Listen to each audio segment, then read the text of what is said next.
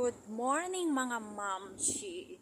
Andito ako ngayon, sa early morning, magpapahangin kasi sobrang lamig. Sa katunayan, nilalamig ako ngayon. Pero mahangin siya. So, sana pumunta lang pero sobrang hangin. At saka malamig. Yung hangin niya parang may kasama siyang yellow, So, ngayon, dahil linalamig na ako na hindi ko maintindihan kung ano bang sorry, naiinitan ako na nilalamig kasi nga naglakad-lakad na ako, galing na ako doon, naglalakad-lakad. So ngayon pauwi na ako sa bahay at saka green na green, ang ganda naman ng pagka-green ng mga diba? Ayan, green na green talaga siya. Ngayon uuwi na ako sa bahay. At para makapagkape, mahangin nga sobrang hangin dito sa labas ngayon, kaya papakita ko lang. Ayan, doon wala akong masabi, hindi ko alam kung anong sasabihin ko.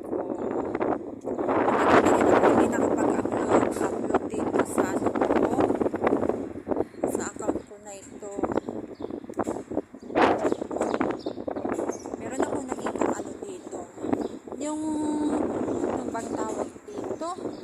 Ito gusto ko sanang makahingi. Pero saka na lang. Kukuha ako ng pangputol ko. Hindi ko naman siya maputol. Kasi naglalagas na talaga yung buhok ko na nakakalbo na ako. Kaya subukan ko nga maglagay ng ganon.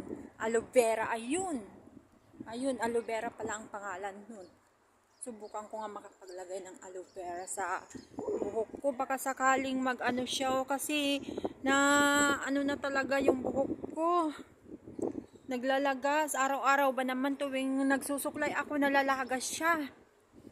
Mas marami na pa kaya yung nalagas kaysa sa buhok ko ngayon. Wala na itong buhok ko. Ayan. So, pauwi na tayo guys. Ayan, pauwi na ako. Ang sarap ng hangin.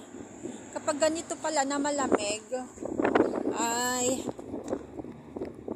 ba naman palang pupuntahan yan. Kapag ganito pala na malamig, masarap yung pakiramdam doon dito sa hangin. Masarap siya kapag malamig.